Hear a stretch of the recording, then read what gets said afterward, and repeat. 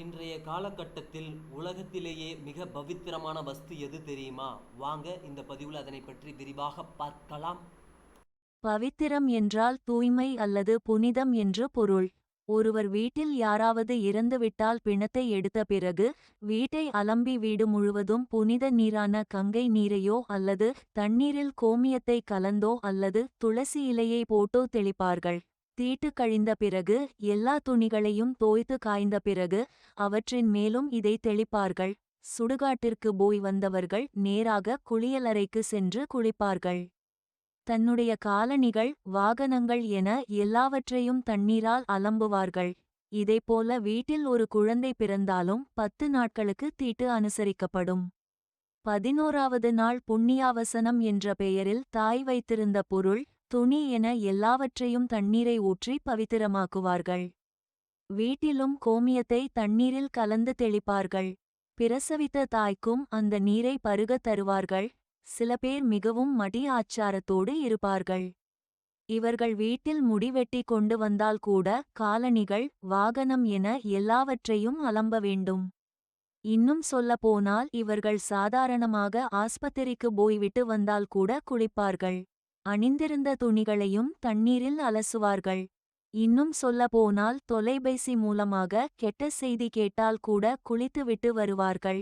இவ்வளவு ஏன், கோயில்களில் கூட அன்றாடம் பூஜையை தொடங்குவதற்கு முன்னால் ஒரு சொம்பில் தண்ணீரை ஊற்றி அதில் ஒரு துளசியை போட்டு பிறகு அந்த நீரை எல்லா பூஜை சாமான்கள் மீதும் தெளிப்பார்கள். இவை எல்லாம் எதற்காக செய்கிறார்கள்? ஒரு வீட்டில் தீட்டு நேர்ந்துவிட்டால் வீட்டில் உள்ள பவித்திரம் குறைந்து விடுவதாகவும் அதன் காரணமாக தீட்டு கழிந்தவுடன் வீட்டில் உள்ள எல்லாவற்றின் மீதும் புனித நீரை தெளிப்பதால் மறுபடியும் பவித்திரமாகி விடுவதாகவும் கருதப்படுகிறது. சரி, இப்ப ஒரு விஷயத்தை யோசித்து பாருங்கள். ஒரு பொருள் இருக்கிறது, பவித்திரமான வஸ்து. ஆமாம், அதை மட்டும் யாரும் தண்ணீர் ஊற்றி அலம்ப மாட்டார்களாச்சாரம் பார்க்கும் புரோகிதர்கள் கூட அதை அலம்ப மாட்டார்கள். அந்த பொருளை பாக்கெட்டில் வைத்துக்கொண்டு சுடுகாட்டிற்கும் போகலாம். மறுபடியும் அதையே எடுத்துக்கொண்டு கோயிலுக்கும் போகலாம், ஆஸ்பத்திரிக்கும் போகலாம். கழிவறையில் செல்லும் போது கூட எடுத்துக்கொண்டு செல்லலாம்.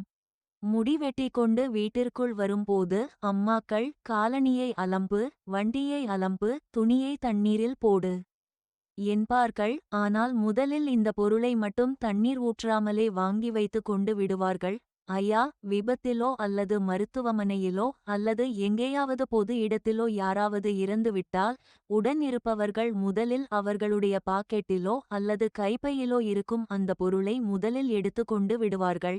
ஆமாம், நம் உயிரையும் விட மேலாக மதிக்கப்படுகின்ற வஸ்து அது.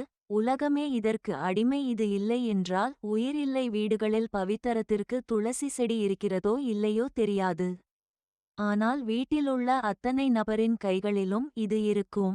அப்படி பவித்திரமான வஸ்து எது? கண்டுபிடிங்க பார்க்கலாம். இன்னுமா விடை தெரியவில்லை உங்களுக்கு?